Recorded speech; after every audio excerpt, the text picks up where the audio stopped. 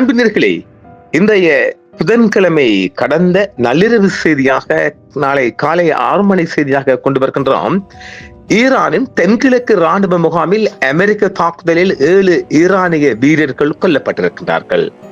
பம்பூரில் உள்ள ராணுவ முகாம் மீது அமெரிக்க ஏவுகணைகள் தாக்கியதில் 388வது படைப்பிரிவை சேர்ந்த 7 வீரர்கள் புதன்கிழமை இன்று அதிகாலை கொல்லப்பட்டுள்ளதாக ஈரானிய ராணுவம் தெரிவித்துள்ளது.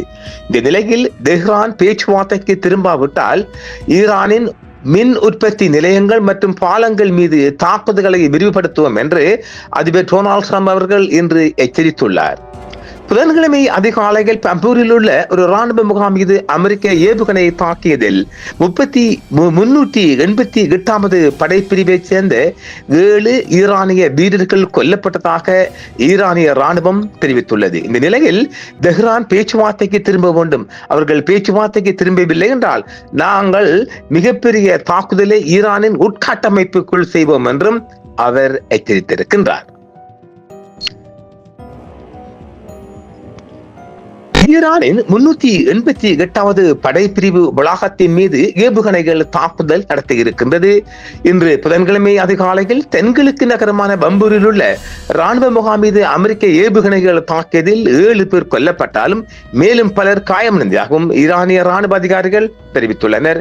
இந்த தாக்குதல் படைப்பிரிவு வீரர்கள் தங்கியிருந்த குடியிருப்பு பகுதி மற்றும் தங்குமிடம் ஆகிய இரண்டையும் குறிவைத்துள்ளதாக ஈரானிய அரசு வானொலியும் தெரிவித்திருக்கின்றது. சிஸ்தான் மற்றும் பல்சிஸ்தான் மாகாணத்தில் உள்ள அந்த வளாகத்தின் மீது அமெரிக்க படைகள் 13 ஏவுகணைகளை வீசியதாக IRIB செய்தி வெளியிட்டுள்ளது. உயிரிழந்தவர்களின் எண்ணிக்கையை ஈரானிய ராணுவம் உறுதி செய்ததுடன் காயமடைந்த வீரர்கள் உள்ளூர் மருத்துவமனைகளில் சிகிச்சை பெற்று வருவதாகவும் தெரிவிக்கப்பட்டிருக்கின்றது. இதேவேளை உட்கட்டமைப்பு இலக்குகள் மீது ட்ரம்ப் அச்சுறுத்தல் விடுத்திருக்கின்றார். ஈரான் மீதான தாக்குதல்கள் வரும் நாட்களில் தொடரும் மற்றும் தீவிரப்படுத்தப்படும் என்று அமெரிக்க அதிபர் டொனால்ட் ட்ரம்ப் அவர்கள் தெரிவித்திருக்கின்றார். நேற்று செவ்வாய்க்கிழமையிலே அடுத்த வாரம் அந்நாட்டின் மின் உற்பத்தி நிலையங்கள் மற்றும் பாலங்கள் மீதும் தாக்குதல்கள் விரிவுபடுத்தப்படும் என்றும் அவர் அச்சுறுத்தி இருக்கின்றார். தெஹ்ரான் பேச்சுவார்த்தை மேசைக்கு திரும்பும் வரை இந்த தாக்குதல் தீவிரப்படுத்தப்படும் என்றும் அவர் மேலும் கூறுகிறார். இது ஒரு பிளாக்மெயில் மாதிரி தான். இது மூலோபாய முக்கியத்துவம் வாய்ந்த ஹார்முஸ் ஜலசந்தி பகுதியில் பதற்றம் அதிகரித்துள்ள நிலையில் இந்த எச்சரிக்கை விடுக்கப்பட்டுள்ளது. வாஷிங்டனும் தெஹ்ரானும் பிப்ரவரி மாத இறுதியில் இருந்து மாறி மாறி தாக்குதல்களை நடத்தி வருகின்றனர். பாகிஸ்தான் அதிகாரிகள் இரு தரப்பினருக்கும் இடையே ஆரம்பகட்ட பேச்சுவார்த்தைக்கு மத்தியஸ்தம் செய்து மோதலை முடிவுக்கு கொண்டு வந்து நீடித்த அமைதியை நிலைநாட்டும் நோக்கில் ஒரு புரிந்துணர்வு ஒப்பந்தம் செய்யப்பட்டாலும் அந்த ஒப்பந்தம் ஒரு சிறுபிள்ளை செய்யும், அதாவது கடலோரம் கட்டிய மணல் வீடாக போய்விட்டதாகவும் செய்திகள் வெளிவந்த வண்ணம் இருக்கின்றது.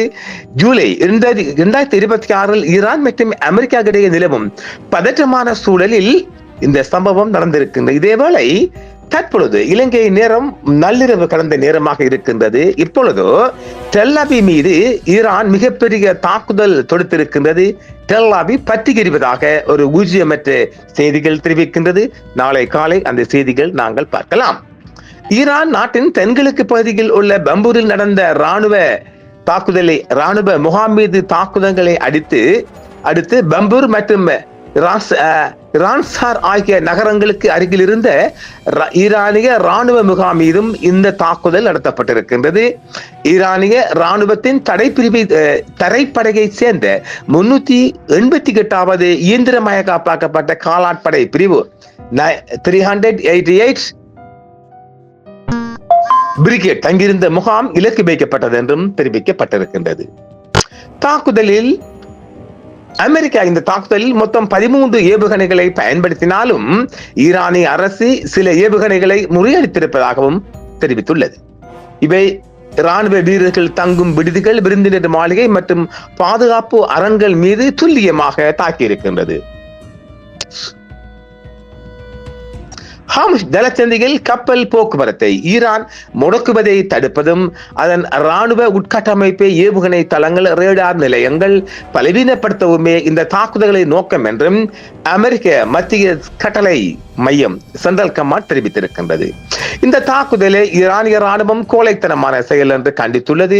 இதன் மூலம் ஈரானிய மண்ணில் உள்ள ராணுவ கட்டமைப்புகள் மீது அமெரிக்கா நேரடி தாக்குதல்களை தீவிரப்படுத்திக் உள்ளது தெளிவாகிறது.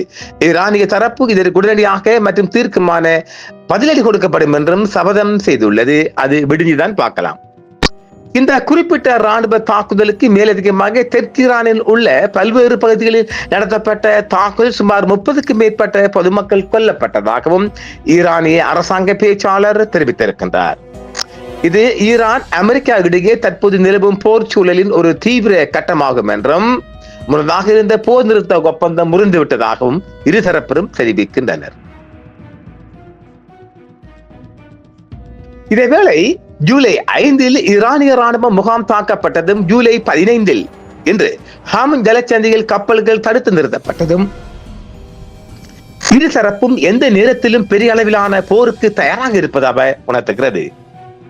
மத்திய கிழக்கு பிராந்தியத்தின் நிலைமை மிகவும் மோசமாகி உள்ளதால் இந்த மோதல்களால் மத்திய கிழக்கு முழுவதும் பாதுகாப்பு அலர்ட் ஹை அலர்ட் விடுக்கப்பட்டுள்ளது. குறிப்பாக வளைகுடா நாடுகளில் உள்ள அமெரிக்க ராணுவ தளங்கள் மற்றும் ஈரானிய படைகள் உஷார் நிலையில் வைக்கப்பட்டிருக்கின்றது. ஈரான் மற்றும் அமெரிக்கா ஆகிய இருதரப்பும் தங்களுக்கு சாதகமான செய்திகளை முன்னிலைப்படுத்துவதால் தரப்புகள் மாறுகின்றன. ஆனாலும் இந்த போரின் ராணுவ உத்திகள் மற்றும் கப்பல் போக்குவரத்து பாதிப்புகள் குறித்த நுணுக்கமான செய்திகளும் வெளிவந்த வண்ணம் இருக்கின்றது. இந்த ஜலசந்தி முடக்கம் நீடித்தால் உலகளாவிய எரிபொருள் விலை மற்றும் விநியோக சங்கிலியில் பெரும் பாதிப்பு ஏற்படும் என்றும் இது ஏற்கனவே உலக பொருளாதாரத்தில் ஒரு நிச்சயமற்ற நிலையையும் உருவாக்கி இருக்கின்றது. இந்த தாக்குதல்கள் இலங்கையில் எரிபொருள் இறக்குமதி மற்றும் கடல்சார் வர்த்தகத்தில் ஏற்படுத்தும் பாதிப்புகள் அதிகாரப்பூர்வமாக வரலாம் என்றும் சொல்லப்படுகின்றது. இதைவிட சர்வதேச ராணுவ பாதுகாப்பு ஊடகங்களின் தகவல்களை ஒப்பிட்டு பார்த்தால் இந்த தாக்குதல் சம்பவம் இன்னும் மேலும் அதிகரிக்கும் சூழலே இருப்பதாகவும் விடுந்தால் இன்னும் அதிகமான தாக்குதல்கள் எதிரொலிக்கப்படும் என்றும் தெரிவிக்கப்படுகின்றது. 2 நாடுகளும் ஏட்டுக்கு போட்டியாக தாக்குதலை தொடுத்து வருகின்றது. இந்த கொந்தளிப்பான சூழலில் ஐநா சபையின் எதிர்வினை குறித்து தகவல் வெளியாகி இருக்கின்றது. இரு நாடுகளும் சமாதானத்துக்குள் செல்ல வேண்டும் என்றும் இரு நாடுகளும் தாக்குதல்களை நிறுத்த வேண்டும் என்றும் ஐநா தெரிவித்திருக்கின்றது. ஐநாவை யார் தான் மதிக்க போறாங்க? ஐநா ஒன்று இருக்கா தெரியல. ஆனாலும் சும்மா அப்பப்போ நானும் ஜெயிலுக்கு போறேன் வடிவில் மாதிரி ஒரு ஸ்டேட்மெண்ட் விடுறாங்க. ஐநாவுக்கு அமெரிக்கா கட்டுப்படுமா என்றால் அது கட்டுப்பட வாய்ப்பே இல்லை தானே. தாக்குதல் தீவிரமடைந்திருக்கின்றது. அடுத்த செய்தி வருகின்றது. ஹார்முஸ் ஜலசந்தி அருகே அமெரிக்கா ஆளில்லா விமானத்தை ஈரான் சுட்டு வீழ்த்தி இருக்கிறது. மூலோபாய முக்கியத்துவம் வாய்ந்த ஹார்முஸ் ஜலசந்தி தொடர்பாக அதிகரித்து வரும் பதட்டங்களுக்கு மத்தியிலும் அப்பகுதியின் கட்டுப்பாட்டை தங்கள் வசம் எடுத்துக் கொள்வோம் என்ற வாஷிங்டனின் அச்சுறுத்தலுக்கு மத்தியிலும் இஸ்லாமிய குடியரசு முழுவதும் உள்ள ராணுவ இலக்குகள் மீது புதிய கட்ட தாக்குதலை நடத்தி வருவதை அமெரிக்க மத்திய கட்டளை பிரிவு உறுதிப்படுத்திய நிலையில் பந்தர் அப்பாஸ் அருகே ஒரு அமெரிக்க ஆளில்லா விமானத்தை ஈரான் சுட்டு வீழ்த்தியதாக ஈரானிய ராணுவம் தெரிவித்துள்ளது. அமெரிக்க ஆளில்லா விமானத்தை பந்தர் அப்பாஸ் அருகே சுட்டு வீழ்த்தியதாக கூறியிருக்கின்றது. ஹார்முஸ் ஜலசந்தி மற்றும் வாஷிங்டன் நீர்வழி பாதையின் கட்டுப்பாட்டை ஏற்கும் அச்சுறுத்தல்களுக்கு இடையே இஸ்லாமிய குடியரசு முழுவதும் ராணுவ இலக்குகள் மீது புதிய அலை தாக்குதல்களை நடத்துவதை அமெரிக்க மத்திய கட்டளை பணியகம் தெரிவித்துள்ளது. ஜலசந்தியில் அதிகரித்து வரும் பதட்டங்களுக்கு மத்தியில் ஈரான் முழுவதும் உள்ள இலக்குகள் மீது புதிய தாக்குதல்களை அமெரிக்க ராணுவம் உறுதிப்படுத்தியதால் பந்தர் அப்பாஸ் அருகே அமெரிக்க ஆளில்லா விமானத்தை அதன் வான் பாதுகாப்புக்குள் அளித்துவிட்டதாக ஈரான் தெரிவித்திருக்கின்றது. இதே நேரம் ஈரானிய மாநில ஒலிபரப்பு நிறுவனமான IRIBL ஒரு அறிக்கையில் ஈரானிய ராணுவம் ஆளில்லா விமானம் ஒன்றை இன்று அதிகாலை இடைமறுத்தாகவும் கூறியிருக்கிறது. ட்ரோன் தாக்கி அளிக்கப்பட்டது என்று அது கூறியிருக்கின்றது. ஈரானிய ஊடகங்கள் முன்னதாக நகரின் மேற்கில் குண்டுபிடிப்புகளை அறிவித்திருக்கின்றது. இதேவேளை புஷேர் ஷாபா ஃபஹர், ஜாஸ், பனரக், அபு முசா மற்றும் பந்தர் அப்பாஸ் ஆகிய இடங்களில் உள்ள ராணுவ தளங்களை தாக்கியதாக அமெரிக்க மத்திய கட்டளை பணியகம் தெரிவித்துள்ளது. தெஹ்ரானின் ட்ரோன் உரிமை கோரல் குறித்து வாஷிங்டன் கருத்து தெரிவிக்கவில்லை. ஹமுஸ் தள சந்தியில் பதட்டங்கள் விரிவடைவதால் இந்த நடவடிக்கைகள் வந்துள்ளன என்றும் இது உலகளாவிய எரிசக்தி ஏற்றுமதிக்கு மிகப்பெரிய சவாலாக அமையும் என்றும் தெரிவிக்கப்படுகின்றது. ஆக தொடர்ச்சியான தாக்குதல்களும் போர்களும் அதிகரித்த வண்ணம் இருக்கின்றது.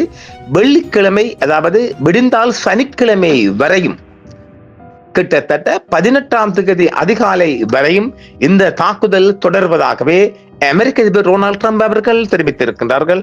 பார்ப்போம் மற்றும் ஒரு செய்தியில். நன்றி நேயர்களே. என்றும் உங்களுடன் சன்ரைஸ் இந்தியா டிவி சப்ஸ்கிரைப் பண்ணுங்கள், பெல் பட்டனையும் கிளிக் செய்யுங்கள். உங்கள் ஆதரவே எங்கள் சேவை. ஆதரவு தாருங்கள், அரவணைப்போம்.